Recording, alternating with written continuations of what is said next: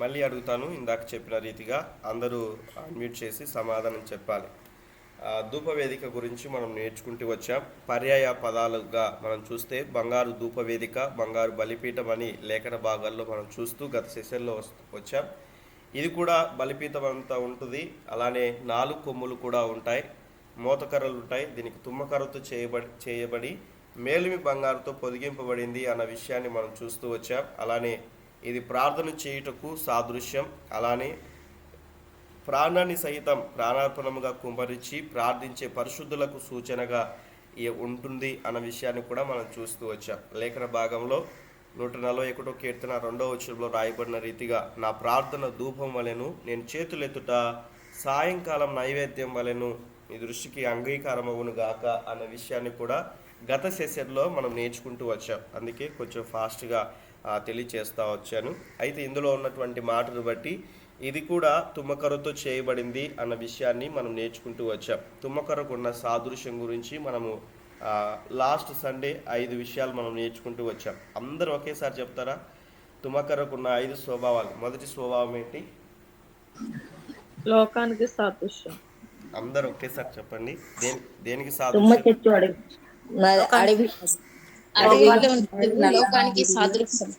తుమ్మకర్ర ఎక్కడ నివాసం చేస్తుంది? నేను ప్రశ్న వేస్తాను, మీరు సమాధానం చెప్పండి. తుమ్మకర్ర ఎక్కడ ఉంటుంది? అడవిలో ఉంటుంది. Very good. అడవి దేనికి సాదృశ్యం అని చెప్పాను? లోకానికి సాదృశ్యం అని చెప్పాను. తుమ్మకర్రకున్న రెండో స్వభావం ఏం చెప్పాను? Very good. నల్లగా ఉంటుంది. నలుపు దేనికి సాదృశ్యం అని చెప్పాను?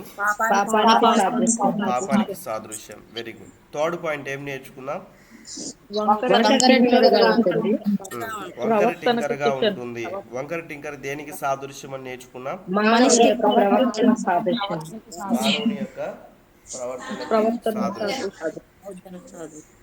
ఫోర్త్ పాయింట్ ఏం నేర్చుకున్నాం? తుమ్మకర్రకి ఏముంటాయి? ముళ్ళులు ఉంటాయి నేర్చుకున్నాం. ముళ్ళులు దేనికి సాదృశ్యం అని చెప్పాను? మానవుని యొక్క మాటలకి సాదృశ్యం. ఓకే. ఫిఫ్త్ పాయింట్ ఏం నేర్చుకున్నారు? స్వభావాన్ని కలిగి ఉంటుంది.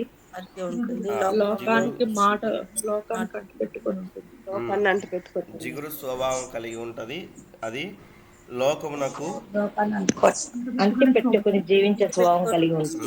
లోకానికి అంటు పెట్టుకుని జీవించే స్వభావం ఉంటుంది. అనేక మంది లోకానికి అంటు కట్టబడే జీవిస్తూ ఉంటారు.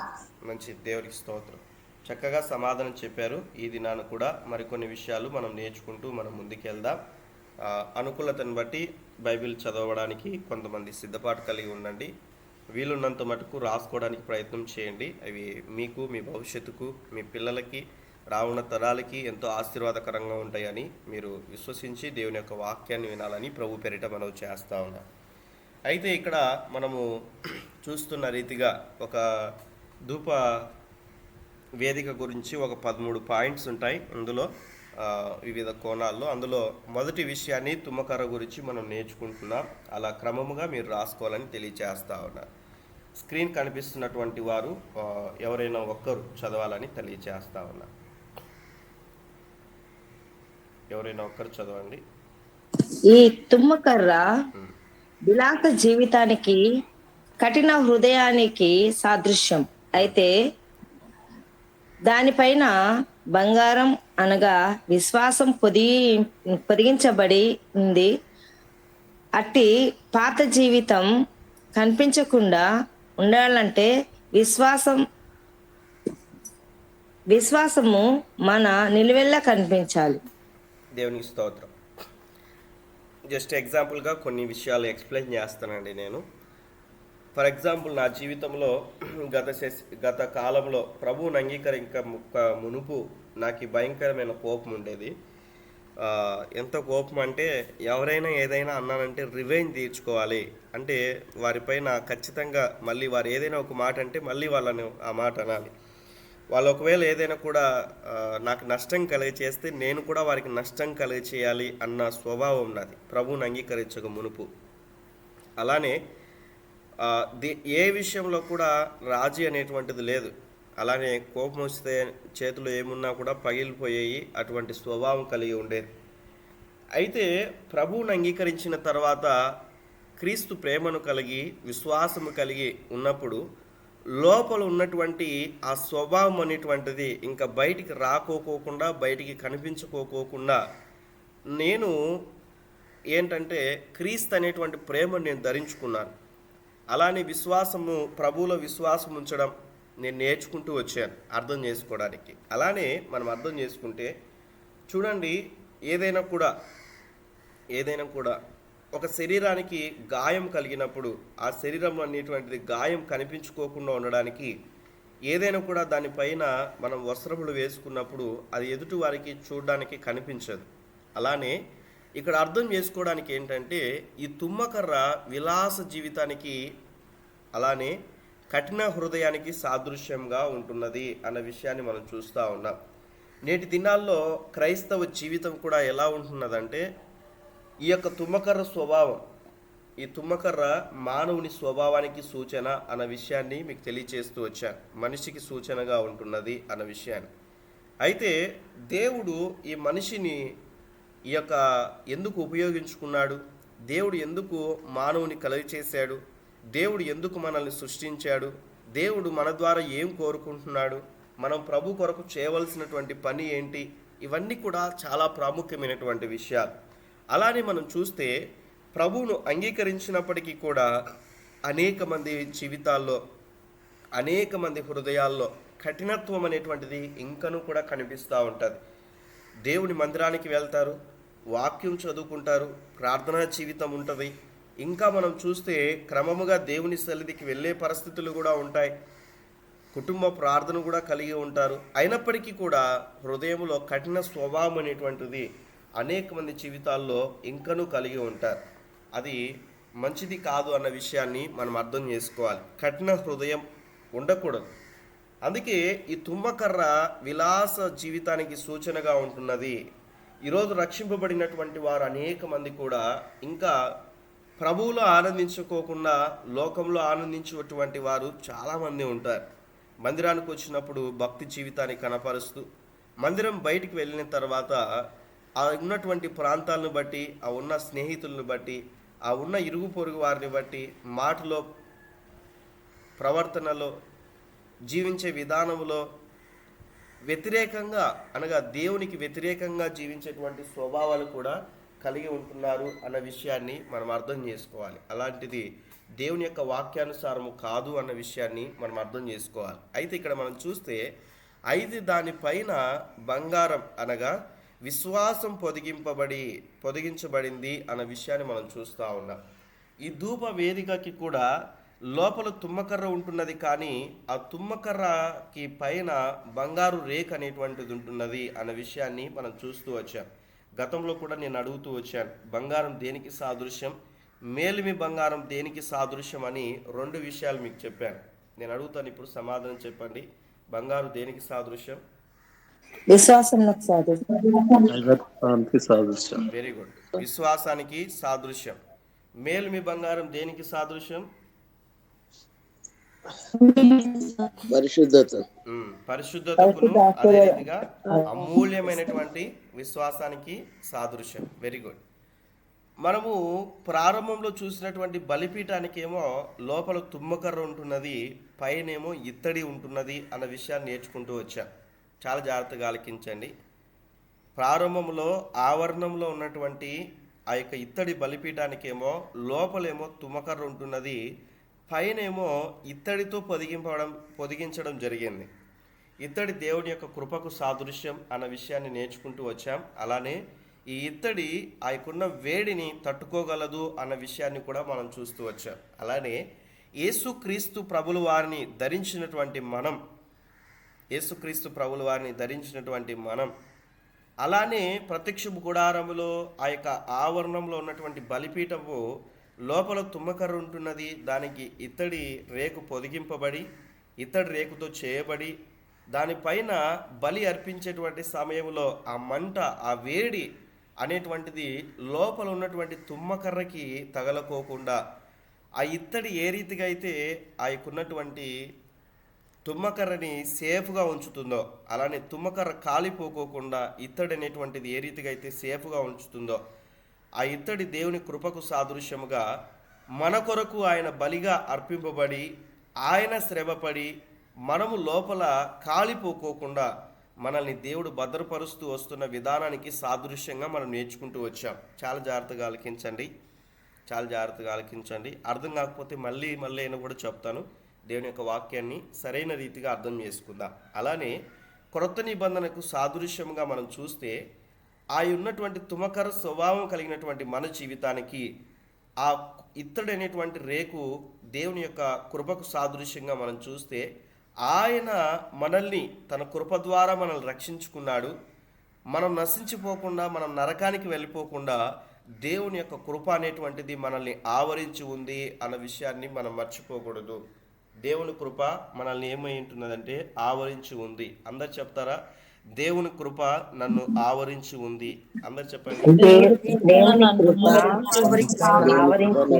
ఆవరించి ఉన్నది. దేవునికి స్తోత్రం. ఎప్పుడైతే మన జీవితాల్లో దేవుని కృప ఉంటుందో మనం లోపల కాలిపోయేకోకుండా దేవుడు మనల్ని భద్రపరుస్తాడు అన్న విషయాన్ని మనం చూస్తూ ఉన్నాం. చూడండి, సోల్జర్ని మనం చూస్తే, ఒక సైనికుడిని మనం చూస్తే కంప్లీట్గా టాప్ టు బాటం అరికాలు మొదలుకొని నడినెత్తి వరకు తను సిద్ధపాటు కలిగి ఎంత ఉన్నా అవన్నీ కూడా సెక్యూర్గా ఉంటాడు. హెల్మెట్ ధరించుకుంటాడు. తర్వాత ఎవరైనా కూడా శత్రువులు దాడి చేస్తే కనుక గాయం తగలకోకుండా ఏ రీతిగా అయితే సిద్ధపరచుకుంటాడో అలానే స్పిరిచువల్ వార్ఫేర్ అనేటువంటిది కూడా మనం ఎఫెసీ పత్రికలో మనం చూస్తాం. అలానే విశ్వాసం అనేటువంటిది మనం ధరించుకోవాలి అన్న విషయాన్ని కూడా మనం చూస్తాం.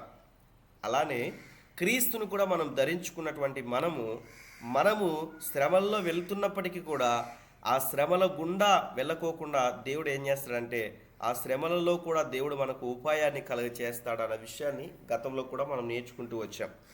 అది ప్రారంభంలో ఉన్నటువంటి బలిపీఠం గురించి మనం నేర్చుకున్నాం. ఇక్కడ మనం చూస్తే ఈ ధూప వేదికకు కూడా లోపల తుమ్మకర్ర ఉంటున్నది. ఆ తుమ్మకర్రకేమో ఏం పొదిగింపబడింది అంటే బంగారు పొదిగింపబడింది. ఈ బంగారు పరిశుద్ధతకు సాదృశ్యము, అలానే విశ్వాసానికి సాదృశ్యం అన్న విషయాన్ని మనం నేర్చుకుంటూ వచ్చాం. ఈరోజు తుమ్మకర్ర స్వభావం కలిగినటువంటి మనము, క్రొత్త నిబంధనలో ఉన్నటువంటి మనము, సంఘములో చేర్చబడినటువంటి మనము, రక్షింపబడినటువంటి మనము ఈ పరిశుద్ధతను మనం కాపాడుకోగలిగినట్లయితే చాలా జాగ్రత్తగా ఆలకించండి. ఎప్పుడైతే ఈ యొక్క ఉన్నటువంటి బంగారు రేక్ అనేటువంటిది ఉంటుందో లోపల తుమ్మకర్ర అనేటువంటిది సేఫ్గా ఉంటుంది అన్న విషయాన్ని మనం చూస్తూ ఉన్నాం. అలానే దేవుని యొక్క విశ్వాసంకి కర్త అయినటువంటి ఆయన వైపు మనం చూస్తూ ఈ పరిశుద్ధతను మనం కాపాడుకుంటూ, విశ్వాసాన్ని మనం కాపాడుకుంటూ నిత్యము కూడా యాజకుడు ఏ రీతిగా అయితే ధూపం వేస్తూ ఉంటాడో మన జీవితాల్లో కూడా ప్రార్థన అనేటువంటి ధూపాన్ని మనం ఎప్పుడైతే కలిగి ఉంటామో అలానే మనం నిత్యము కూడా జీవించడానికి అది ఎంతో ఆశీర్వాదకరంగా ఉంటుంది అన్న విషయాన్ని మనం జ్ఞాపకం చేసుకోవాలి. అందుకే ఇక్కడ మనం చూస్తే అంటే పాత జీవితం ఇంకా మునుపున్నటువంటి జీవితం అనేటువంటిది ఇంకా ఏమంట కనిపించకూడదు అన్న విషయాన్ని కూడా మనం చూస్తూ ఉన్నాం. ఇంకే రీతిగా కూడా కనిపించకూడదు. ఏమంటే ఇక్కడ స్క్రీన్ కనిపిస్తుంది కదండి అందరికీ? కనిపిస్తుంది బ్రదర్. ఒకవేళ ఎవరికైనా స్క్రీన్ కనిపించుకోకుంటే లెఫ్ట్ అయ్యి మళ్ళీ జాయిన్ అవ్వండి. సిగ్నల్ ప్రాబ్లం బట్టి అలా ఉండొచ్చు.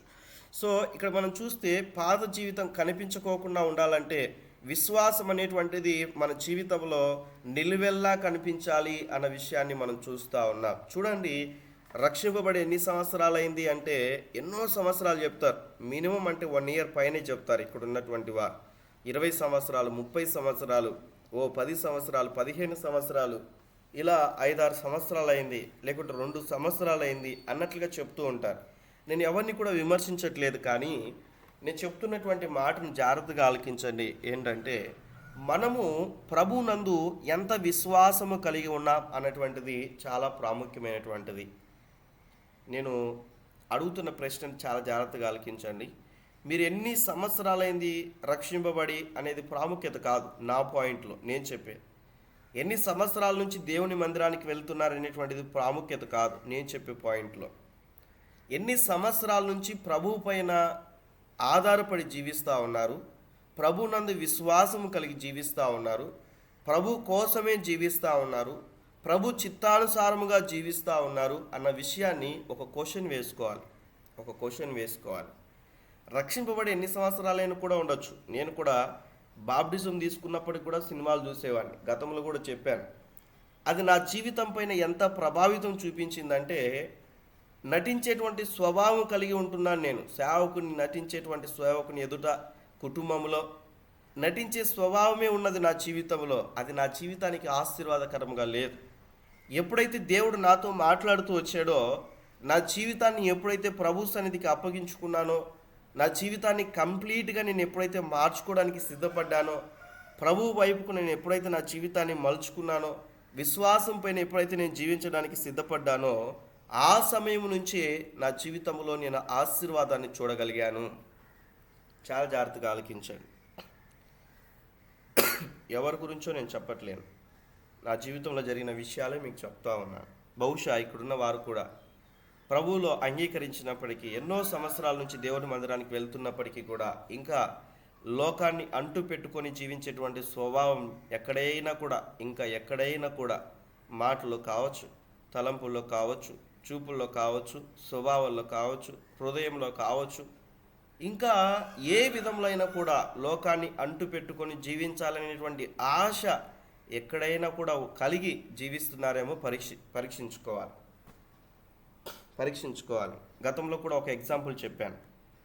గతంలో కూడా మన మందిరానికి వస్తున్నటువంటి ఒక సహోదరే, అయితే తను నాతో కొంచెం సన్నిహితంగా ఉన్న విధానం బట్టి తను చెప్పారు ఏంటంటే, మా ఇంట్లో వారు కలిగి ఉన్న విశ్వాసమును బట్టి వారు నన్ను సినిమాకి తీసుకెళ్లారు.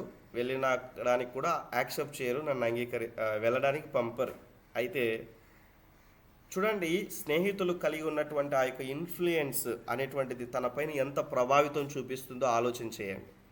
ఎప్పుడైతే కాలేజ్ టైంలో తను వెళ్తున్నప్పుడు, అప్పటి వరకు భక్తిగా ఉన్నటువంటి జీవితం, కాలేజీకి వెళ్ళిపోయిన తర్వాత రకరకాలైనటువంటి స్నేహితులు అందరూ కూడా ఉంటారు.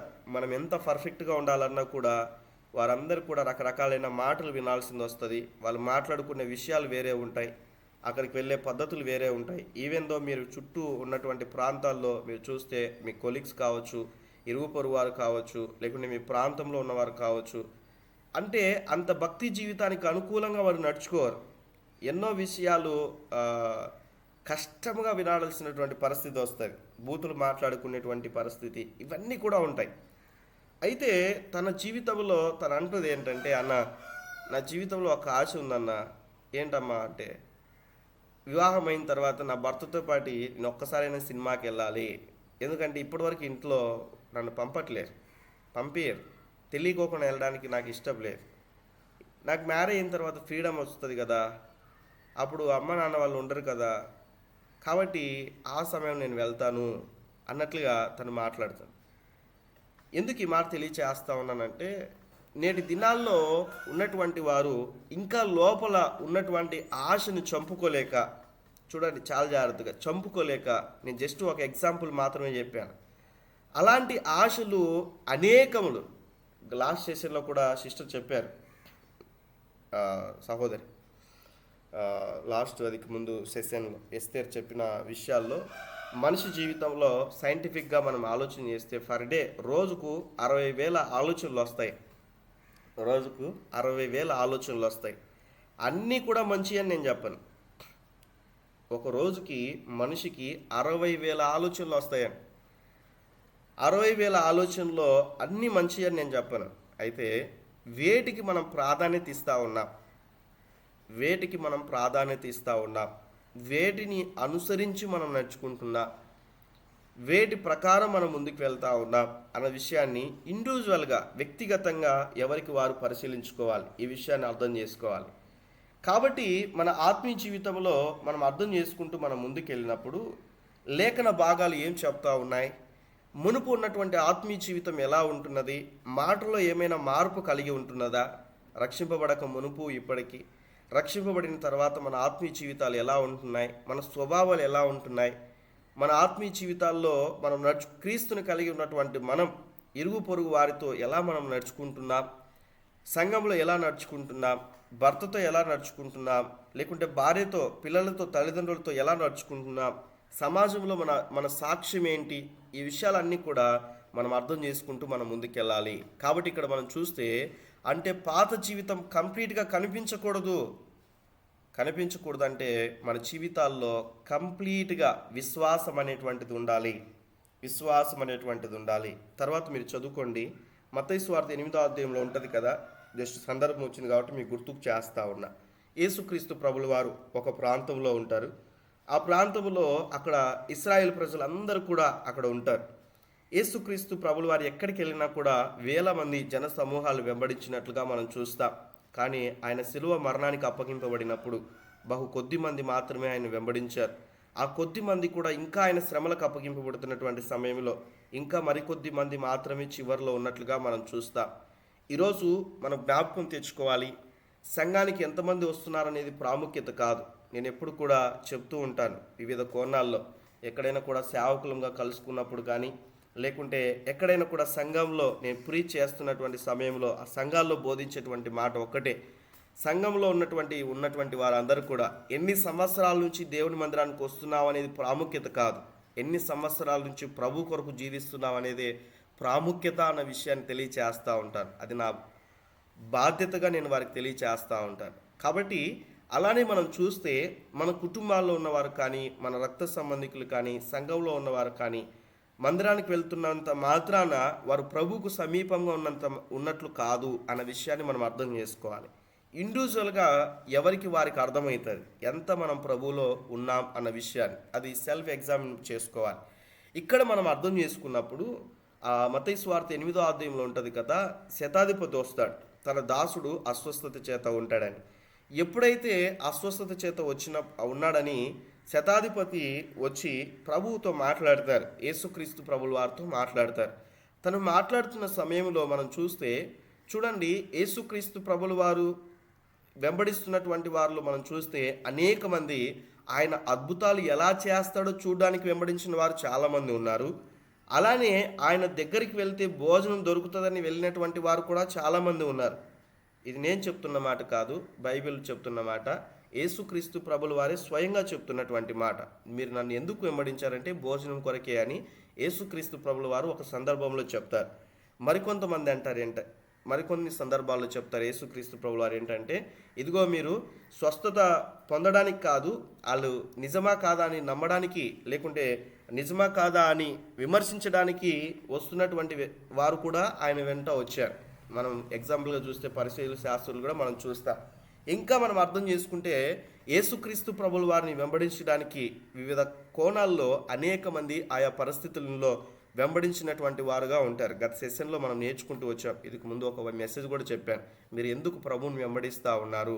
బైబిల్లో యేసుక్రీస్తు ప్రభుల వారిని వివిధ రకాలుగా వెంబడిస్తూ వచ్చారు, మనం ఎందుకు వెంబడించాలి అన్న విషయాన్ని తెలియజేస్తూ వచ్చాను. ఇక్కడున్న సందర్భంను బట్టి మనం చూస్తే 8వ అధ్యాయంలో అక్కడ రాయబడి ఉంటుంది కదా, అప్పుడు వారిద్దరి మధ్య సంభాషణలో భాగంగా మనం చూస్తే ఈ వచనం అందరికీ కూడా తెలుసు, అందుకే నేను వచనాలు చూపించలేదు, డైరెక్ట్గా సందర్భం వచ్చింది కాబట్టి మీకు గుర్తుకు చేస్తూ ఉన్నా.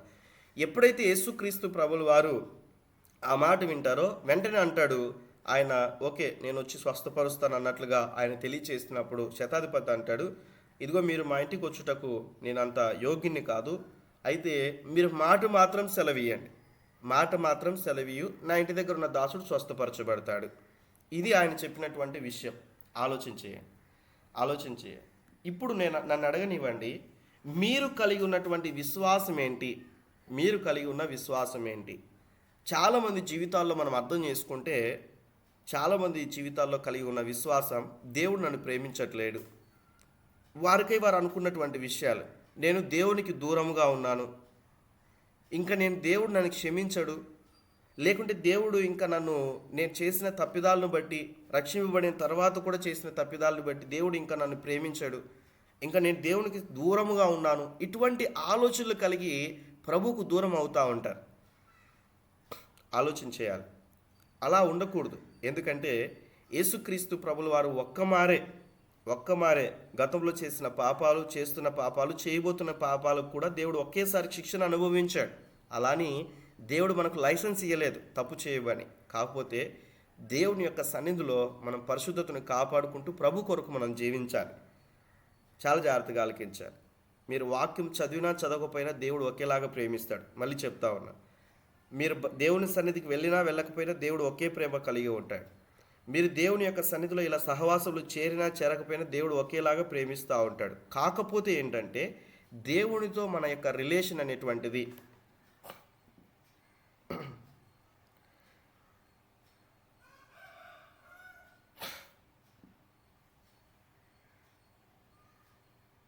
Praise the lord.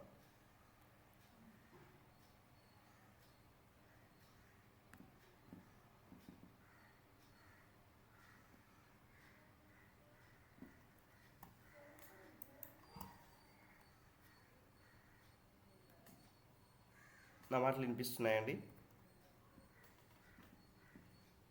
Signal cut అయిపోయింది.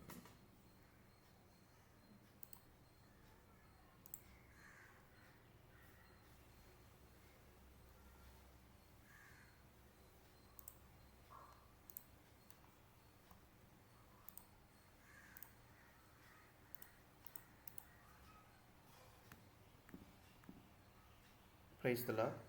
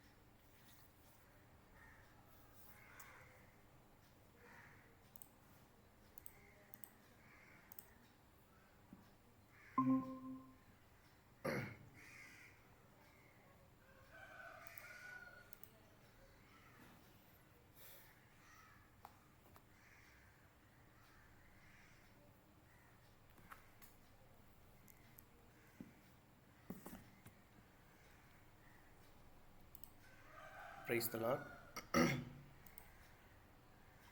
వినిపిస్తున్నాయండి నా మాటలు? Praise the lord. వినిపిస్తుంది బ్రదర్. ఓకే, మంచిది. కొంచెం సిగ్నల్ ప్రాబ్లం ఉన్నప్పుడు పవర్ పోతే ఆటోమేటిక్గా ల్యాప్టాప్ స్ట్రక్ అయిపోతుంది. గత కొన్ని రోజుల్లోంచి వాటిని బట్టి బ్రేక్ అవ్వడం జరిగింది. క్షమించాలని తెలియజేస్తా ఉన్నా.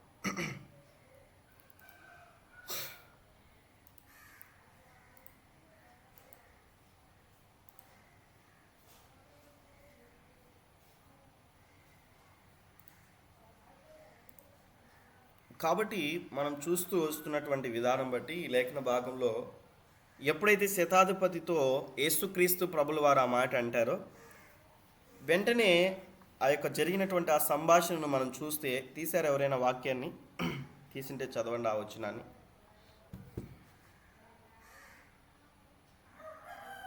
ఎవరైనా తీశారండి ఆ వచనాన్ని? 8వ అధ్యాయం మత్తయి సువార్తలో.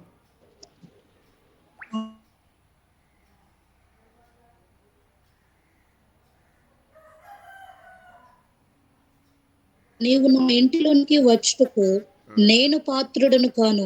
నీవు మాట మాత్రము సెలవిమ్ము, అప్పుడు నా దాసుడు స్వస్థపరచబడును. కంటిన్యూ చేయండి అక్క. నేను కూడా అధికారమునకు లోబడిన వాడను. నా చేతి క్రింద సైనికులున్నారు. నేను ఒకరికి పొమ్మంటే పోవును, ఒకరిని రమ్మంటే వచ్చును. నా దాసుని ఈ పని చేయమంటే చేయును అని ఉత్తరం ఇచ్చాను.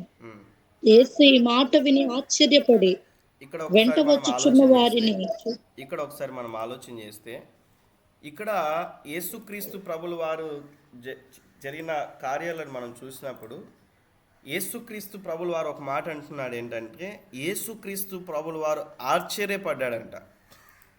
జాగ్రత్తగా ఆలకించండి. మనం చాలాసార్లు ఆయన పేర్లు చదువుతున్నప్పుడు, ఆయన పేర్లు ఉచ్చరిస్తున్నప్పుడు, ఆయన స్తుతిస్తున్నప్పుడు ఆశ్చర్యకరుడు, ఆలోచనకర్త, నిత్యుడగు తండ్రి, సమాధానాధిపతి, ఇలా మనము ప్రభుని స్తుతిస్తాం కదా. ఆయన పేరే ఆశ్చర్యకరుడు, ఆయన కార్యములు ఆశ్చర్యములు. అటువంటి ఆశ్చర్యకరుడైనటువంటి దేవుడు యేసుక్రీస్తు ప్రభుల వారికి ఆశ్చర్యాన్ని కలగజేసిందంట ఆయన విశ్వాసం. నా పాయింట్ అర్థం చేసుకోవాలి. అటువంటి ఆశ్చర్యకరుడైనటువంటి యేసుక్రీస్తు ప్రభుల వారికి ఆశ్చర్యాన్ని కలిగజేసినటువంటి సందర్భం. ఒకసారి వచనం చెప్పి మళ్ళీ చదవండి అక్క ఆ మాటని. 8వ అధ్యాయంలో 8వ అధ్యాయము 8వ వచనం. ఓకే, 8 చూడండి. మత్తయి సువార్త 8వ అధ్యాయం 8వ వచనం చదవండి అక్క మరొకసారి. ఆ శతాధిపతి, ప్రభువా, నీవు నా ఇంటిలోనికి వచ్చుటకు నేను పాత్రుడను కాను. నీవు మాట మాత్రము సెలవిమ్ము, అప్పుడు నా దాసుడు స్వస్థపరచబడును.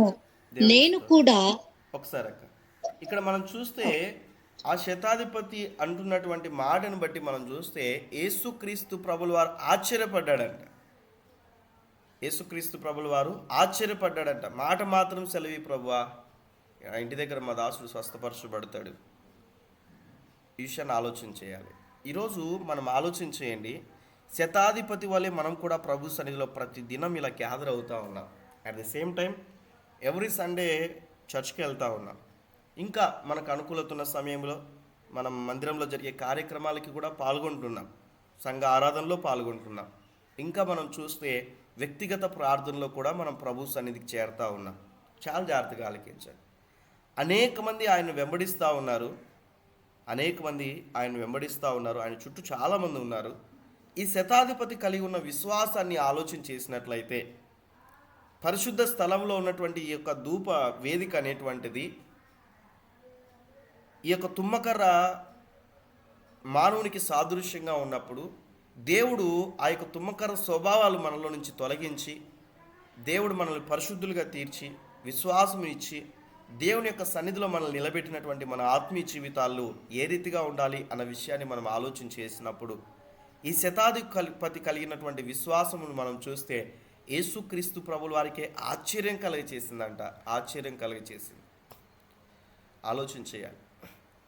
మన జీవితాల్లో మనం కలిగి ఉన్నటువంటి విశ్వాసం ఏమిటి అన్న విషయాన్ని ఆలోచన చేయాలి. చాలామంది మేము చాలా ఇయర్స్ అయిందన్న మందిరానికి వెళ్ళబట్టి అంటారు, కానీ ప్రభునందు విశ్వాసం ఉంచే విషయంలో వారి పరిమాణం ఏ స్థితిలో ఉంటున్నది. యేసుక్రీస్తు ప్రభుల వారంటే ఆవగింజంత విశ్వాసం ఉంటే చాలు. ఆవగింజంత విశ్వాసం ఉంటే చాలు. కొండ కూడా వెళ్ళి సముద్రంలో పడమంటే పడిపోద్దంట.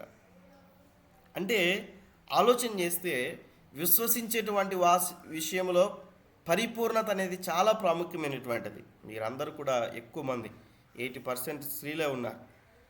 మీకు అందరూ కూడా కిచెన్లో ఎప్పుడు కూడా ఉంటారు. ఒకసారి కడప ప్రాంతంలో ఒక సహోదరుడు ఇదే పాయింట్ డిస్కస్ చేస్తూ ఉంటే ఎందుకు దేవుడు ఆవగింజని పోల్చాడు, గుమ్మడికాయని ఎందుకు పోల్చలేదు అని తను చెప్తుంటే తన దగ్గరికి వెళ్ళి చెప్పా. ఆ కిచెన్లోకి వెళ్ళి ఆవగింజ తీసుకురాపో అని చెప్పాను. చెప్పిన తర్వాత దాన్ని కట్ చేయమని చెప్పాను. కట్ చేస్తే వాటి లోపల ఎక్కడ కూడా ఖాళీ ప్లేస్ అనేటువంటిది ఉండదు. చాలా జాగ్రత్తగా ఆలకిస్తే ఒక బాల్ని మనం చూస్తే లోపల ఖాళీ ప్లేస్ ఉంటుంది. ఆలోచన చేయాలి. అలా పరిపూర్ణతకి సాదృశ్యముగా సంపూర్ణంగా విశ్వసించాలి ప్రభు సన్నిధిలో. అవిశ్వాసానికి ఎక్కడ కూడా చోటు ఇవ్వకూడదు. అవిశ్వాసానికి కొంతమంది ప్రార్థన చేస్తారు, నాకు తెలుసు ఇలా జరుగుతుందని అని ముందుగానే చెప్తారు, లేకపోతే ప్రార్థన అయిన తర్వాత చెప్తారు. అంటే వారు విశ్వసించే విశ్వాసం ఎలా ఉంటున్నది ఆలోచన చేయాలి. ఆలోచన చేయాలి. నాకు తెలుసు, నాకు బాగా నమ్మకం, ఇది జరగదు, నాకు తెలుసు, ఊరికే అందరు ప్రయాసపడతా ఉన్నారు అన్నట్లుగా ఆలోచన చేస్తారు. చూడండి, అలా ఉండకూడదు. అందుకే ఉదయకాల సమయంలో దేవుని యొక్క మాట చొప్పున గ్రూప్లో ఒక మెసేజ్ చేశాను 4:44కి. ఇది మనుషులకు అసాధ్యమే కానీ దేవునికి సమస్తము సాధ్యమే అన్న విషయాన్ని. ఏదైనా కూడా కావచ్చు, మనిషి జీవితాల్లో అసాధ్యమే కానీ దేవునికి సమస్తము సాధ్యమే అన్న విషయాన్ని విశ్వాసంతో మనం గ్రహించాలి. విశ్వాసంతో మనము గ్రహించాలి. కాబట్టి ఇక్కడ మనం లేఖన భాగాల్ని మనం చూసినప్పుడు ఆ శతాధిపతి లాంటి విశ్వాసం మనం కలిగి దేవుని మందిరంలో ఉండాలి, చూడాలి. కాబట్టి అక్కడ యేసుక్రీస్తు ప్రభుల వారు ఆశ్చర్యపడి అక్కడున్న జనులతో ఒక మాట అంటాడు. ఆ వచనం చదవండి అక్క ఒకసారి. ఇశ్రాయేలీలలో ఇంతటి విశ్వాసం ఉన్నట్లు 10వ వచనం. చదవండి అక్క. యేసు ఈ మాట విని ఆశ్చర్యపడి వెంట వచ్చుచున్న వారిని చూచి, ఇశ్రాయేలీయులలో నేనెవరికైనాను నేనింత విశ్వాసం ఉన్నట్టు చూడలేదని నిశ్చయముగా మీతో చెప్పుచున్నాను. దేవునికి స్తోత్రం. ఇక్కడ మనం చూస్తే చాలామంది విశ్వాసుల్లో ఉండేటువంటి ఆలోచన ఏంటంటే, సేవకులకి చాలా పెద్ద విశ్వాసం ఉంటుంది, మనము విశ్వాసులం కాబట్టి కొంచెం విశ్వాసం ఉంటుంది అన్నట్లుగా ఆలోచన చేస్తూ ఉంటారు. నేను కొంతమందిని అనలైజ్ చేసిన విధానం బట్టి, కొంతమంది కౌన్సిలింగ్ ఇచ్చిన విధానం బట్టి నా మైండ్లో ఉన్న విషయాలు మీకు గుర్తు చేస్తూ ఉన్నా. ఇంకా కొంతమంది ఏంటంటే, పెద్ద పెద్ద సేవకులు స్టేజెస్ పైన వాడబడుతూ ఉంటారు కదా, వాళ్ళకి ఎక్కువ విశ్వాసం ఉంటుంది, ఎక్కువ అభిషేకం ఉంటుంది, మనం విశ్వాసులం కాబట్టి తక్కువ అభిషేకం ఉంటుంది అన్నట్లుగా తలంచుకుంటూ ఉంటారు. నెక్స్ట్ స్లైడ్స్లో కొన్ని విషయాలు మనం నేర్చుకుంటాం. దేవుడు విశ్వాసం కావచ్చు, అలానే అభిషేకం కావచ్చు, అలానే మనం చూస్తే ఆత్మను కావచ్చు, అందరికీ దేవుడు సమానంగా ఇచ్చాడు. ఎవరు కూడా ఒకవేళ మీ మనసుల్లో అలాంటి ఆలోచనలు ఉంటే తొలగించుకోవాలి. అలాంటి ఆలోచనలు ఉంటే క్రీస్తు ప్రేమలో ఎటువంటి మార్పు లేదండి. మనుషులు ఆలోచించే విధానంలో మార్పు ఉంటుందేమో కానీ ప్రభు ఇచ్చేటువంటి విశ్వాసం, ప్రభు ఇచ్చే రక్షణలో, ప్రభు ఇచ్చేటువంటి అభిషేకంలో ఎటువంటి మార్పులు లేవు. ఈ విషయాన్ని జ్ఞాపకం చేయాలి. సేవకుడు అద్భుతాలు చేయొచ్చు, విశ్వాసులు కూడా అద్భుతాలు చేయొచ్చు. సేవకుడు ఆశ్చర్యకార్యాలు చేయొచ్చు, విశ్వాసులు కూడా ఆశ్చర్యకార్యాలు జరగచ్చు. బైబిల్లో మనం చక్కగా ప్రతి పాయింట్ని కూడా పిన్ టు పిన్ మనం అర్థం చేసుకుంటూ మనం ముందుకెళ్తే, నమ్మిన వాని వలన ఈ సూచక క్రియలు జరుగును అని ఉంది. అర్థం చేసుకోవడానికి చాలా సందర్భాల్లో మీ నమ్మిక చొప్పున అంటాడు యేసుక్రీస్తు ప్రభుల వారు. అంటే యేసుక్రీస్తు ప్రభుల వారు మీ నమ్మిక చొప్పున అని ఎందుకు అంటున్నాడు? నేనున్నాను కాబట్టి జరిగింది అని చెప్పలేదు ఎక్కడ కూడా ఆయన. మీ నమ్మిక చొప్పున, మీ నమ్మిక చొప్పున, మీ విశ్వాసమును బట్టి, మీ నమ్మిక చొప్పున అనే మాట్లాడుతూ వచ్చాడు. అంటే మనలో ఉన్నటువంటి నమ్మిక, మనలో ఉన్నటువంటి విశ్వాసమును బట్టే దేవుడు కార్యము జరిగిస్తాడన్న విషయాన్ని మనం ఎప్పుడు కూడా మర్చిపోకూడదు. ఈరోజు క్రైస్తవులు ఎలా అయిపోయారంటే, సోషల్ మీడియా ఆన్ చేయాలన్నా కూడా భయం వేస్తా ఉంది. ఏది అద్భుతాలుంటే చూయించు, ఏవి ఆశ్చర్యకార్యాలుంటే చూయించు, స్వస్థపరచు వరాలుంటే చూయించు అంటాడు. వారిలో విశ్వాసం లేకుంటే ఏం కార్యం జరుగుతుంది? ఆలోచన చేయాలి. ప్రభు సన్నిధిలో విమర్శలు ఎక్కువైపోతూ ఉన్నాయి, భయంకరమైనటువంటి పరిస్థితులు జరుగుతూ ఉన్నాయి ప్రస్తుత దినాల్లో. వాక్యానికి వ్యతిరేకమైనటువంటి పరిస్థితులు, రకరకాలైనటువంటి అనుభవాలు, ఉన్న వరాలను కూడా సరైనటువంటి రీతిగా ఉపయోగించుకోకుండా క్రైస్తవ్యానికి భయంకరమైనటువంటి పరిస్థితుల్లో నడిపించేటువంటి వారు చాలామంది ఉన్నారు. నేను ఎవరిని కూడా విమర్శించట్లేను, కానీ ఉన్న పరిస్థితుల గురించి బహు జాగ్రత్త కలిగి విశ్వాసంలో మనం ఏ రీతిగా ముందుకెళ్లాలో మీకు తెలియచేస్తా ఉన్నాను. కాబట్టి ప్రియమైన దేవుడి బిడ్డలారా, దేవుడు మాట్లాడుతున్న విషయం ఏంటంటే, నీవు ఎంత విశ్వాసం కలిగి ఉన్నావు. నేను మళ్ళీ రిపీట్ చేస్తా ఉన్నా, ఎన్ని సంవత్సరాల నుంచి మందిరానికి వెళ్తున్నావు అనేది కాదు ప్రాముఖ్యత, ఎంత విశ్వాసము కలిగి ప్రభు కొరకు జీవిస్తున్నారు అనేది చాలా ప్రాముఖ్యమైనటువంటి విషయం. అందుకే ఇక్కడ మనం నేర్చుకుంటూ వచ్చిన విధముగా మనం చూస్తే లేఖన భాగములు బట్టి మనం అర్థం చేసుకుంటూ మనం ముందుకెళ్ళినప్పుడు మన నిలువెల్లా మనం పరిపూర్ణంగా విశ్వాసము కలిగి ప్రభు సన్నిధిలో ముందుకు వెళ్ళాలి అన్న విషయాన్ని మనం అర్థం చేసుకుంటూ మనం ముందుకెళ్ళాలి. విశ్వాసమును బట్టి హెబ్రీ పత్రిక 11వ అధ్యాయంలో మీరు చదవండి. విశ్వాసమును బట్టి వారు ఎన్ని కార్యములు జరిగించారు. ఈ 11వ అధ్యాయం అంతా కూడా మీరు చదవండి. వారి జీవితాలు మీరు అనలైజ్ చేయండి.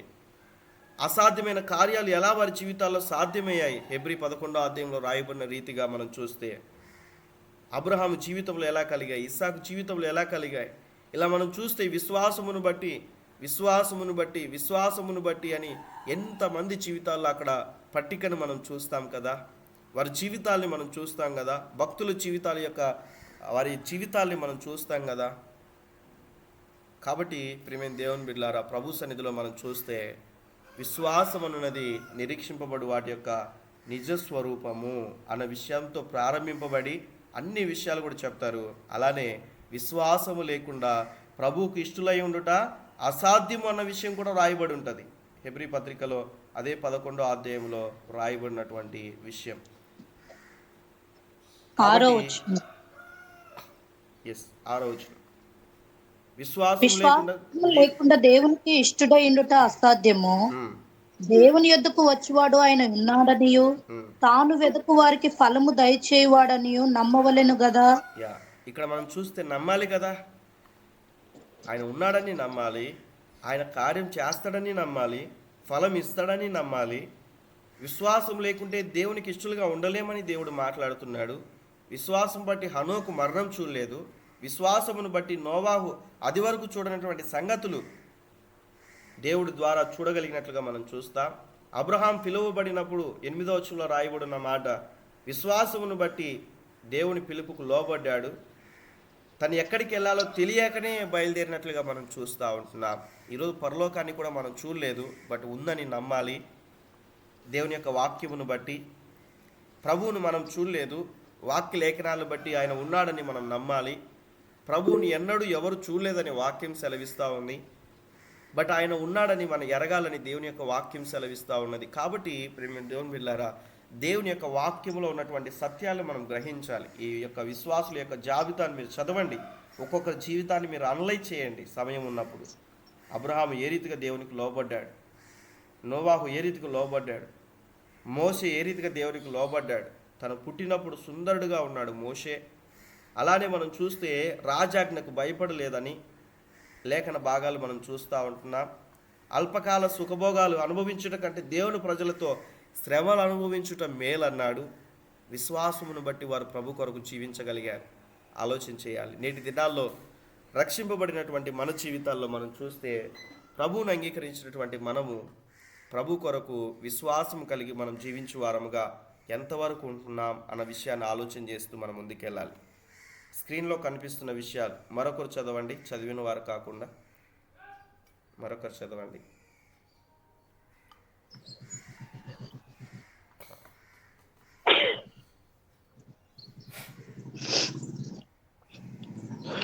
ఆ విశ్వాసం ఎప్పుడైతే తగ్గిపోతుందో, తుమ్మకర్ర అనగా లోక జీవితం అనగా కఠినత్వం కనిపిస్తుంది. ఇది కనిపించకుండా మనం విశ్వాసం కలిగి ఉన్నట్లయితే, అంటే మన జీవిత పర్యంతం ఆత్మీయ యాత్ర కొనసాగుతున్నంతసేపు విశ్వాసంలోనే ఉండాలి. దేవునికి స్తోత్రం. ఇక్కడ మనం చూస్తే సెకండ్ లైన్లో ఉన్న మాట అర్థం చేసుకోవడానికి ఈ లేఖన భాగాల్ని మనం పరిశీలించుకున్నప్పుడు, ఆ విశ్వాసము ఎప్పుడైతే తగ్గిపోతుందో, ప్రభు ఇచ్చినటువంటి విశ్వాసం ఎప్పుడైతే తగ్గిపోతుందో, తుమ్మకర్ర అనగా లోక జీవితం అనగా కఠినత్వం కనిపిస్తుంది అన్న విషయాన్ని మనం చూస్తాం. సింపుల్గా మనం అర్థం చేసుకోవచ్చు.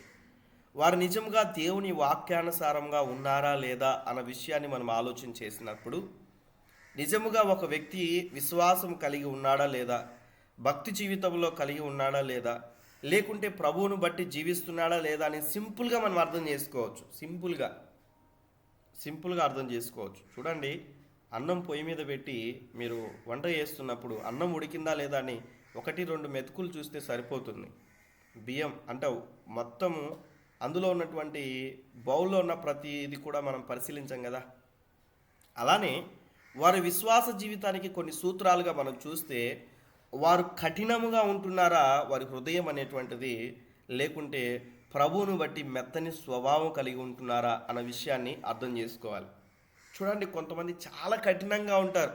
అయ్యో వీళ్ళేనా దేవుని మందిరానికి వెళ్తున్నటువంటి, వీళ్ళేనా ఇలా మాట్లాడుతున్నారు, వీళ్ళేనా ఇలా ప్రవర్తిస్తూ ఉన్నారు, అయ్యో వీళ్ళేనా ఇలా మాట్లాడుతున్నారు, అసలు వీళ్ళేనా ఇటువంటి ప్రదేశాల్లో ఉన్నారు అని కొన్ని సందర్భాల్లో మనకు అనిపిస్తూ ఉంటుంది కొంతమందిని బట్టి.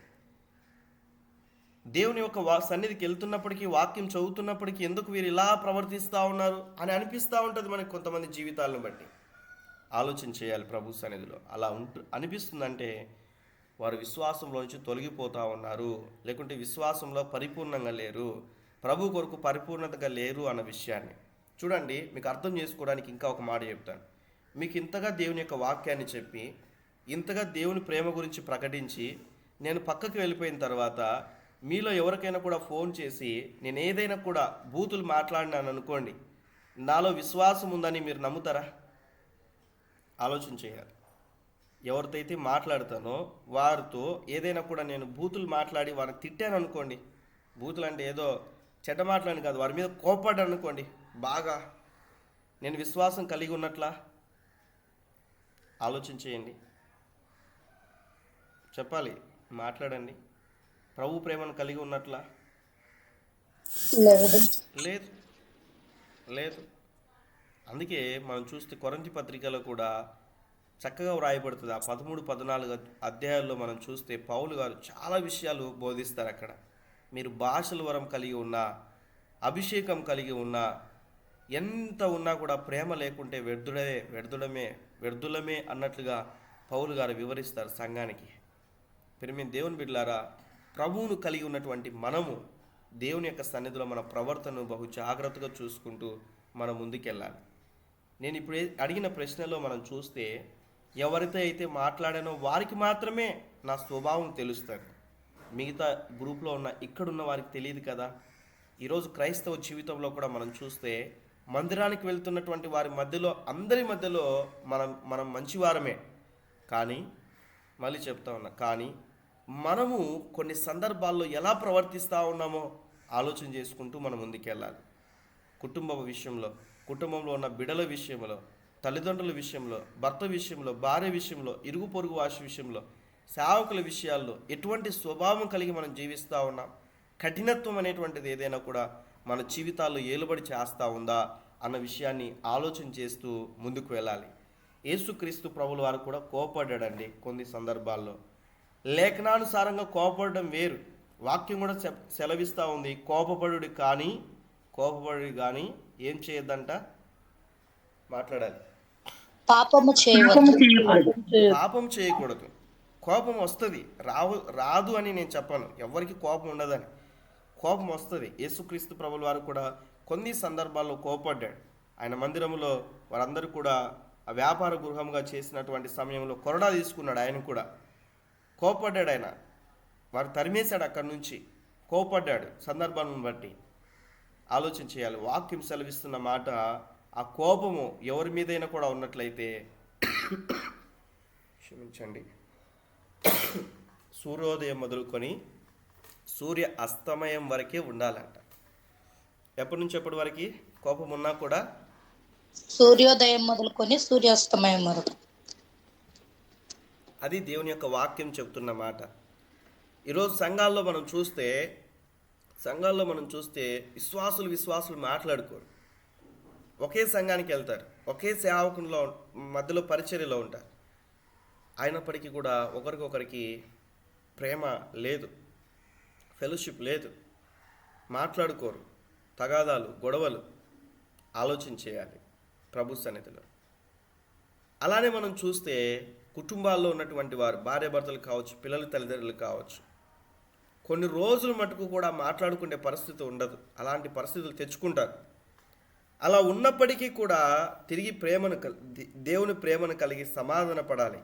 శక్యమైతే సమస్త మనుషులతో సమాధానం కలిగి ఉండుడి అని దేవుని యొక్క వాక్యం సెలవిస్తూ ఉంది. సాధ్యమైనంత వరకు. ఇంకా మీరు ఎన్నిసార్లు వెళ్ళి సారీ చెప్పినా క్షమాపణ అడిగినా కూడా వాళ్ళు వినలేదా, వదిలేయండి, పర్లేదు.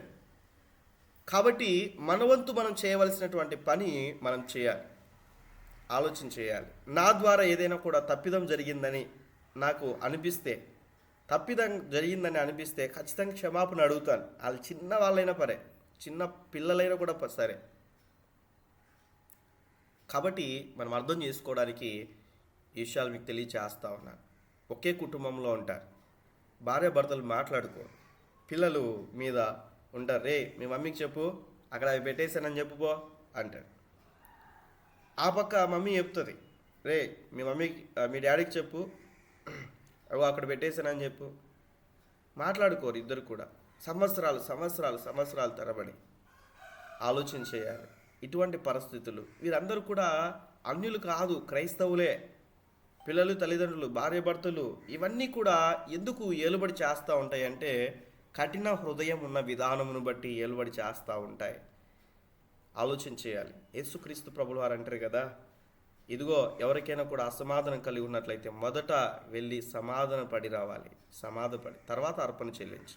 అర్పణ కాదు ప్రాముఖ్యమైనది, అర్పించే హృదయం ప్రాముఖ్యమైనటువంటిది.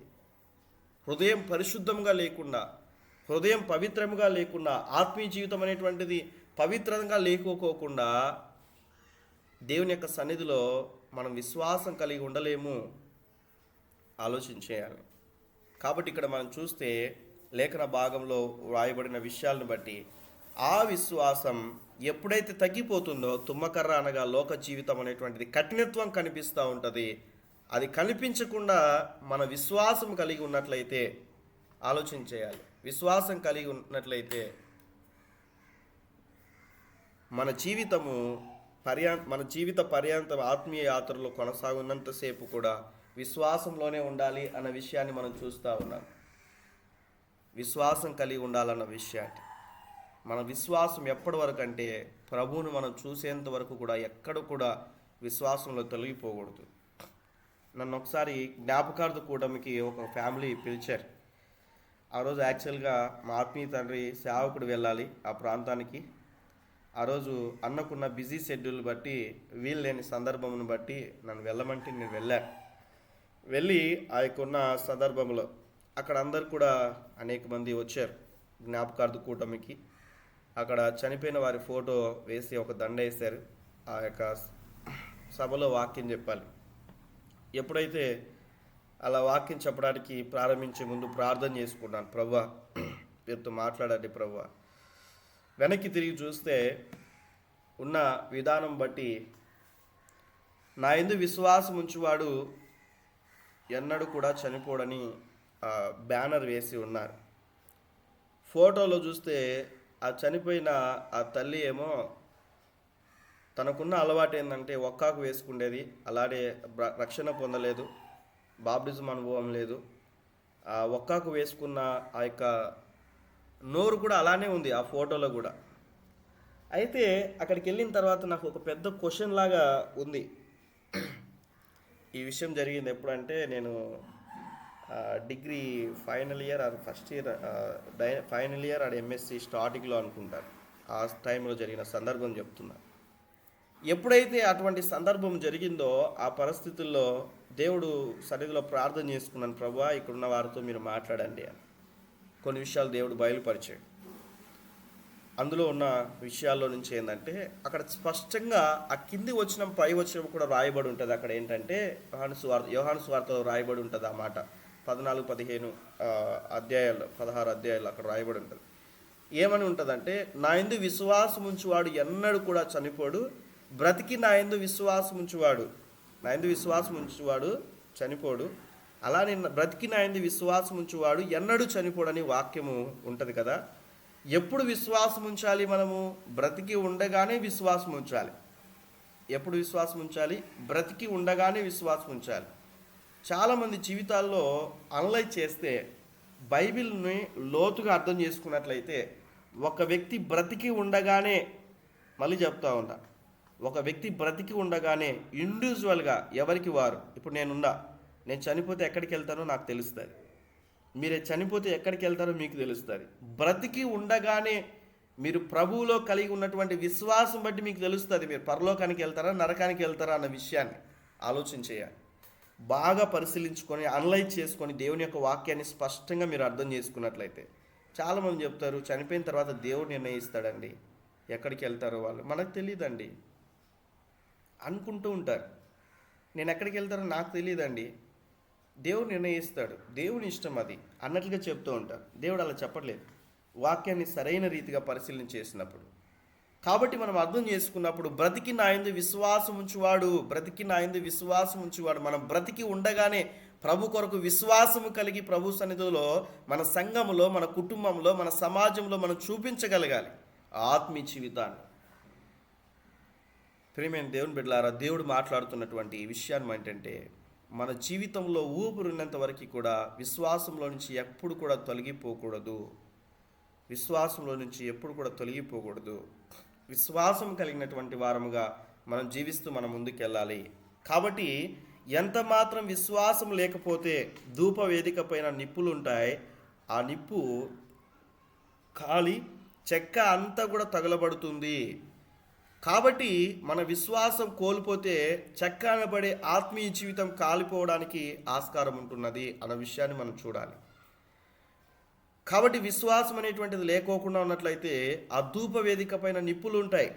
మనం చూసాం, ఇందాక వీడియోలో కూడా చూపించాను, వాక్యం ప్రారంభించే ముందు ఒక వీడియో చూపించాను మీకు. ఆ నిప్పులు అనేటువంటివి ఆ యొక్క నిప్పులు అనేటువంటివి చెక్క కాలిపోవడానికి కూడా ఆస్కారం ఉంటుంది అన్న విషయాన్ని మనం చూడాలి. అందుకే మీకు వ్యత్యాసాన్ని చెప్పాను. ప్రారంభంలో ఉన్న బలిపీఠముకు ఆ యొక్క ఉన్నటువంటి ఇత్తడి బలిపీఠం పైన బలి అర్పించే సమయంలో అక్కడ ఉన్నటువంటి ఇత్తడి వేడికి తట్టుకుంటుందన్న విషయాన్ని మనం చూసాం. అలానే ఇక్కడ మనం చూస్తే పరిశుద్ధ స్థలంలో ఉన్నటువంటి ధూప వేదిక ఆ యొక్కున్నటువంటి విధానమును మనం చూసినప్పుడు ఆ యొక్కున్న తుమ్మకర్రకి బంగారు రేకును పొదిగించారు అన్న విషయాన్ని మనం చూస్తూ ఉన్నాం. పరిశుద్ధముగా ఉన్నటువంటి ఆ యొక్క విశ్వాసానికి సూచనగా ఈ రెండు కోణాల్లో మనం చూస్తూ వచ్చాం. కాబట్టి లోపల ఉన్నటువంటి తుమ్మకర్ర కాలిపోకుండా ఉండాలంటే మనలో విశ్వాసం ఉండాలి, పరిశుద్ధత ఉండాలి. ఈ రెండు మనం కలిగి ప్రార్థనా జీవితాన్ని మనం కలిగి ఉండాలి. మూడో అనుభవము ప్రార్థనా జీవితం కలిగి ఉండాలి. పరిశుద్ధంగా మనం జీవించగలగాలి. అలానే మనం చూస్తే విశ్వాసము కలిగి ఉండాలి, ప్రార్థనా జీవితం కూడా కలిగి ఉండాలి. సంఘములో ఉన్న మన జీవితాల్లో ఈ మూడు కూడా కలిగి ఉండాలి. ప్రభునందు విశ్వాసం ఉంచాలి, ప్రార్థనా జీవితం కలిగి ఉండాలి, పరిశుద్ధతను కాపాడుకోవాలి. మళ్ళీ చెప్తా ఉన్నా, విశ్వాసము కలిగి ఉండాలి, పరిశుద్ధతను కాపాడుకోవాలి, ప్రార్థనా జీవితం కూడా కలిగి ఉండాలి. మీరు ఎలా అనుకూలత ఉంటే అలా రాసుకోవచ్చు. ఈ 3 పాయింట్లు. ధూపవేదిక పరిశుద్ధ స్థలంలో ఉంది. ఈ 3 అనుభవాలు ప్రతి ఒక్క విశ్వాసులో ఉండాలి. కాబట్టి నెక్స్ట్ హెడ్లైన్ పెట్టుకోండి, నేను ఇక్కడితో ముగిస్తాను, సమయం అయింది కాబట్టి. ఫస్ట్ పాయింట్ని మనం లాస్ట్ సెషన్ ఈ సెషన్ నేర్చుకుంటూ వచ్చాం. తుమ్మకర్రకున్న స్వభావాల గురించి మొత్తం ఒక ధూప వేదిక గురించి ఒక 13 పాయింట్స్ ఉన్నాయి. స్క్రీన్ మీద ఉన్నది పోయిందన్నా, స్క్రీన్ పోయిందా? ఓకే వచ్చిందా? ఓకే. సో ఇక్కడ మనం చూస్తే ఈ తుమ్మకర్రకు ఉన్నటువంటి స్వభావం గురించి లాస్ట్ సెషన్లో మనం నేర్చుకున్నాం. ఈ దినాన విశ్వాసం గురించి కొన్ని విషయాలు మనం నేర్చుకుంటూ వచ్చాం. మన జీవితాల్ని వ్యక్తిగతంగా మనం పరిశీలించుకుందాం. మనము బయటికి కనిపించకూడదు, కనిపిస్తే కన్నా కాలిపోయే స్వభావం అనేటువంటిది ఏర్పడుతుంది అన్న విషయాన్ని మనం చూస్తూ ఉన్నాం. మనలో క్రీస్తు ప్రేమను మనం చూడగలగాలి. అనేక మంది మనం మాట్లాడినప్పుడు దేవుని ప్రేమను వాళ్ళు రిసీవ్ చేసుకోవాలి. మన ఆత్మీయ జీవితాలు అటు రీతిగా ఉండాలి, మన విశ్వాసం అలా ఉండాలి, మన నడవడిక అలా ఉండాలి. మనం అటు రీతిగా మన ఆత్మీయ జీవితాన్ని కొనసాగిస్తూ మనం ముందుకెళ్ళాలి. వివిధ కోణాల్లో మనం చూస్తూ వచ్చాం. కాబట్టి ఈ దినాన్న దేవుడు మనతో మాట్లాడినట్లుగా మనం పరిశీలన చేసుకుందాం. తుమ్మకర్రకున్న స్వభావాలు 5 స్వభావాలు ఇంకా మన జీవితాల్లో ఎక్కడైనా కూడా కనిపిస్తూ ఉన్నట్లయితే ఇంకా ఒకవేళ ఆవరణంలో ఉన్నావేమో, ఇంకా రక్షణ పొందుకోకుండా, ఇంకా బాప్టిజం అనుభవం లేకోకుండా ఉన్నట్లయితే, ఆవరణంలో ఉన్నటువంటి ఆ తుమ్మకర్ర ఏ రీతిగా అయితే ఇత్తడి అనగా దేవుని కృపకు సాదృశ్యంగా ఉన్నటువంటి ఇత్తడి పొదిగింపబడిందో, దేవుని కృపలో లేకోకుండా బయటికి వెళ్ళిపోయినట్లయితే ఆ యొక్క ఉన్నటువంటి ఆ వేడికి తుమ్మకర్ర కాలిపోతుంది అన్న విషయాన్ని, మనుషులు కూడా నశించిపోతారన్న విషయాన్ని, దేవుని కృపను అర్థం చేసుకోకుంటే నశించిపోతారన్న విషయాన్ని మనం చూస్తూ వచ్చాం. ఆయన కృపలో మనం దాచబడి నిత్యము కూడా ప్రతి దినం కూడా ఏనాటికి కావాల్సిన కృపను మనం పొందుకుంటూ మనం ముందుకెళ్ళాలి. ఏనాటికి కావాల్సిన కృప చూడండి, నిన్న భోంచేసామని ఈరోజు భోంచేయకోకుండా ఉండం. ఏ పూట కావాల్సిన ఆహారం మనం భుజిస్తూ ఉన్నాం కదా, అలానే దేవుని కృప ప్రతి నిత్యం కూడా ఏనాటి కృప ఆనాటికి దేవుని సన్నిధిలో మనం అడగాలి. అందుకే మీకు ప్రతి దినం కూడా లింక్ వస్తున్న సమయంలో ఒక వాక్యం ఉంటుంది. కీర్తనలు 90:14 ఉన్న మాట, ఉదయం నీ కృపతో మమ్మల్ని తృప్తిపరచుము, అప్పుడు మేము మా దినములన్నీ కూడా ఉత్సహించి సంతోషిస్తాం.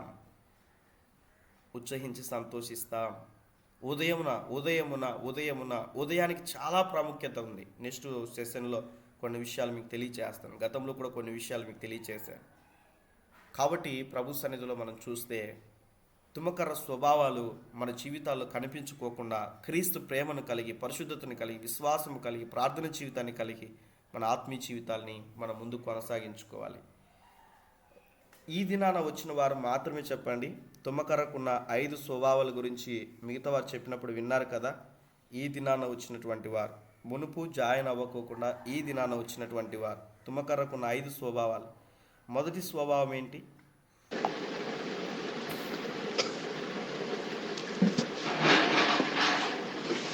విశ్వాసము.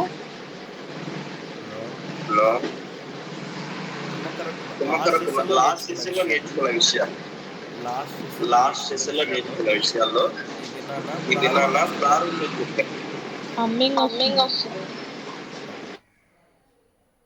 సరే, అందరూ చెప్పండి ఒకసారి. తుమ్మకర్రకి ఎన్ని స్వభావాల గురించి చెప్పాను? 5 స్వభావాల గురించి చెప్పారు. మొదటి స్వభావం ఏంటి? నేను అడుగుతాను, సమాధానం చెప్పండి. నేను అడుగుతాను, అది ఎక్కడ నివసిస్తుంది?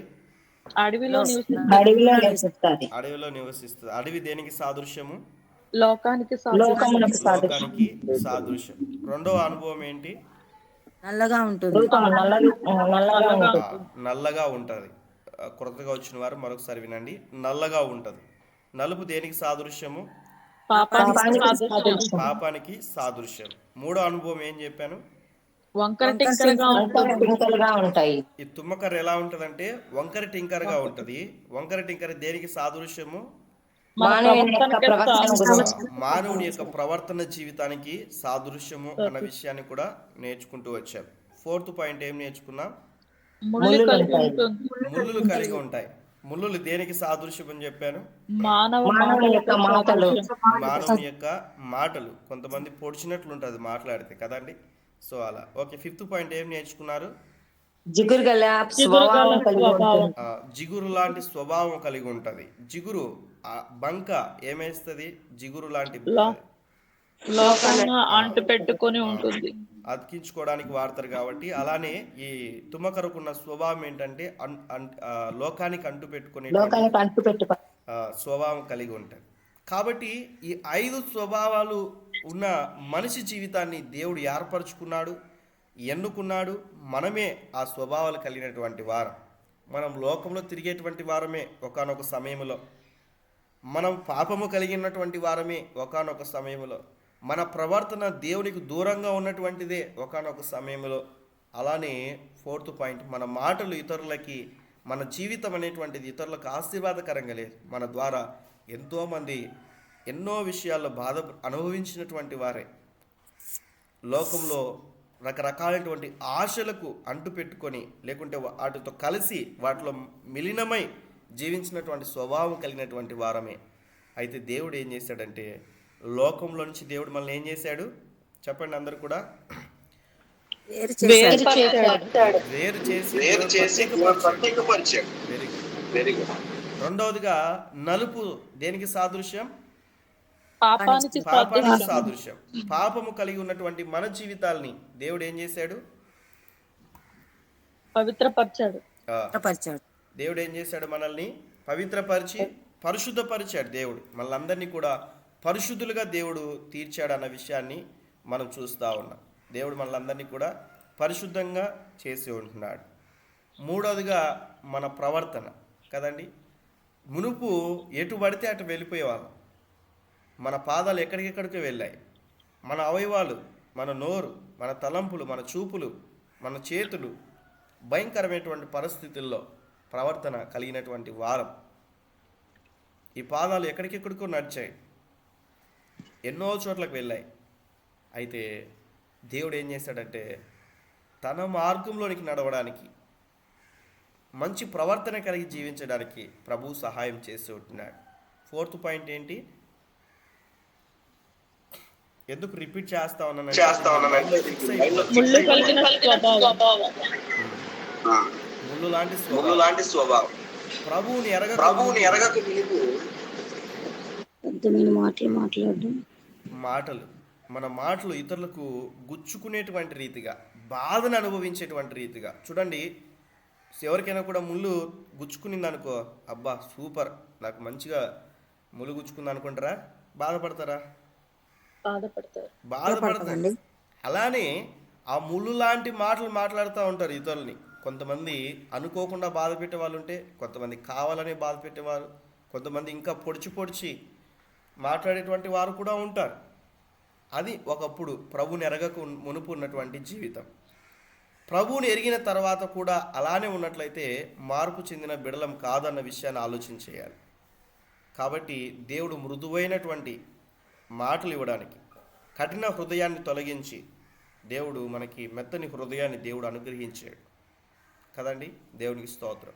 ఫిఫ్త్ పాయింట్ చూస్తే, వేటికో రకరకాలైనటువంటి వాటికి అతుకోబడి లేకుంటే వాటిలో మిలీనమైపోయి జీవించిన స్వభావం దేవుడు మనల్ని ప్రత్యేకించుకున్నాడు. ఈరోజు క్రీస్తులో మనం అందరం కూడా మిలీనమైపోయి, క్రీస్తు ప్రేమలో మిలీనమైపోయి, క్రీస్తులో మనం కలిగినటువంటి వారముగా, క్రీస్తు ప్రేమను కలిగినటువంటి వారముగా మనం ముందుకెళ్ళాలి. ఇంకా అర్థం చేసుకోవడానికి ఒక మాట చెప్తాను. ఇంకా అర్థం చేసుకోవడానికి, పాలు పరిశుద్ధతకు ఎగ్జాంపుల్గా మనం చూస్తే, పాలు పరిశుద్ధతకు ఎగ్జాంపుల్గా మనం చూస్తే అర్థం చేసుకోవడానికి, అలానే మనం షుగర్ వేసుకుంటాం. షుగర్ జస్ట్ అర్థం చేసుకోవడానికి మాత్రమే మీకు చెప్తా ఉన్నా. షుగర్ అనేటువంటిది మన సాక్ష్య జీవితానికి కావచ్చు, లేకుంటే విశ్వాసానికి కావచ్చు ఎగ్జాంపుల్గా చెప్తా ఉన్నాను, జస్ట్ అర్థం చేసుకోవడానికి. అలా మనం అనుకున్నట్లయితే, అలానే కాఫీ పౌడర్ కానీ టీ పౌడర్ కానీ అన్నీ మీరు వేసుకున్న తర్వాత, ఏదైనా కూడా ఒక పదార్థం చేయబడిన తర్వాత మీకు మళ్ళీ అందులో పాలు కనిపిస్తాయా? 3 పదార్థాలు వేరు కనిపించవు. 3 పదార్థాలు వేరు, పాలు వేరే, షుగర్ వేరే, అలానే టీ కానీ కాఫీ పౌడర్ కానీ సపరేట్ వేరే. అవన్నీ కూడా కలిపిన తర్వాత ఒకే ద్రవం అనేటువంటిది మనం చూస్తాం. దాన్ని సపరేట్ చేయలేము ఇంకా. అలానే మనం కూడా ఏంటంటే, దేవుడు మనల్ని ఏర్పరచుకొని ప్రభు ప్రేమను కలిగినటువంటి మనం పరిశుద్ధతలో క్రీస్తులో మనం ఏంటంటే మిలినమైపోయినాం. విశ్వాసములో, ప్రార్థన జీవితంలో ఆయనే మనకి అన్ని విషయాలు కూడా సాదృశ్యము. ఆయన మనకు వలె 100% మానవునిగా ఈ భూమి మీద నివాసం చేశాడు. మనకు వల్ల ఆయన శ్రమ పడ్డాడు, మనకు వల్ల ఆయన భోజనం చేశాడు, మనకు వల్ల ఆయన కష్టపడ్డాడు, మనకు వల్ల ఆయన నిందలు అనుభవించాడు. అయినప్పటికీ కూడా పరిశుద్ధతని కాపాడుకున్నాడు. అలానే మనం కూడా ఉండాలి. ఆయన దేవుడై ఉన్నప్పటికీ కూడా అరుణోదయాన్ని లేచి ఇంకా చీకటి ఉండగానే అరణ్యమునికి వెళ్ళి ప్రార్థించే అనుభవాలు ఉన్నాయి. ఉదయాన్నే లేచి ఇంకా చీకటిగా ఉండగానే ఆయనే మనకు మాదిరి. ఆలోచన చేసినట్లయితే ఆయన విశ్వాసానికి కర్త కాబట్టి ప్రభు సన్నిధిలో ఆ విశ్వాసంలో కూడా మనము ఏకమై ఉన్నాము అన్న విషయాన్ని మనం కలిగి ఉంటున్నాం. మనమందరం కూడా క్రీస్తులో ఏకమై ఉన్నాము అన్న విషయాన్ని ఎప్పుడు కూడా మర్చిపోకూడదు. కాబట్టి అటువంటి ప్రేమ, అటువంటి కృప, అటువంటి విశ్వాసము, అటువంటి పరిశుద్ధత, అటువంటి ప్రార్థనా జీవితం కలిగి మనం నిత్యము కూడా ప్రభు రాకడ వరకు దేవుని యొక్క సన్నిధిలో నమ్మకమైనటువంటి వారముగా ఉంటూ, దేవుని యొక్క రాజ్యం కొరకు కట్టబడేటువంటి వారముగా ఉంటూ, మన ఆత్మీయ జీవితాలని కొనసాగించుకుందాం. అటువంటి కృప దేవుడు మనందరికీ కూడా సమృద్ధిగా దయచేయునుగాక. ఆమేన్ చెప్పండి అందరూ. ఆమేన్. ఆమేన్. ఆమేన్. ఆమేన్. ఆమేన్. ఆమేన్. దేవునికి స్తోత్రం. దేవునికి మహిమ కలుగునుగాక. ఈ ఉదయకాల సమయంలో దేవుని యొక్క సన్నిధిలో ఉన్న ప్రతి ఒక్కరికి వందనాలు తెలియజేస్తా ఉన్నాను. ఇది నాన్న మనం ఇతబడిన వాక్యం నిమిత్తమై ప్రార్థన చేసుకుందాం. మరి నూతనంగా జాయిన్ అయినటువంటి పాస్టర్ సురేష్ డివైస్లో ఉన్నటువంటి అక్కగారు ప్రార్థన చేస్తారు.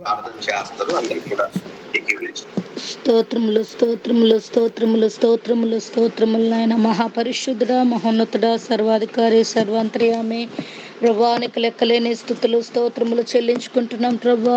అయా గడిచిన దినములన్నీ నీ సజీవమైన రెక్కల నీడలో భద్రపరిచి ప్రభా, ఈ దినాన ఉదయకాల సమయంలో ప్రభా ఈ రీతిగా జూమ్లో ప్రభా జాయిన్ అయ్యి ప్రభా నీ యొక్క అమూల్యమైన మాటలు ప్రభా వినటకు మాకు ఇచ్చిన గొప్ప సమయంకై స్తోత్రములు ప్రభా. అయా బ్రదర్ గారిని ప్రభా నిలబెట్టుకొని ప్రభా అయా ఇదిగో తుమ్మకరలో ఉన్న అనుభవాలు ప్రభా, అయా 5 స్వభావాల గురించి మాతో మాట్లాడారు ప్రభా. మరి అలాగనే ప్రభా పరిశుద్ధ జీవితమును కాపాడుకోవాలని ప్రభా, ప్రార్థన జీవితము కలిగి ఉండాలని ప్రభా, విశ్వాసమును కాపాడుకోవాలని ప్రభా అయా మీరు మాట్లాడుతూ వచ్చారు కదా ప్రభా. ఇవన్నీ మా హృదయంలో ఫలభరితముగా మార్చండి ప్రభా. నీకు స్తోత్రములు వందనాలు ప్రభా. విన్న ఈ మాటలు మా హృదయంలో ప్రభా అయా ఫలభరితముగా మార్చుకొనుటకు మీరు కృపనివ్వండి ప్రభా. అయా మూయబడిన మనోనేత్రాలు ప్రభా మీరు తెరవండి ప్రభా. నీకు స్తోత్రములు ప్రభా.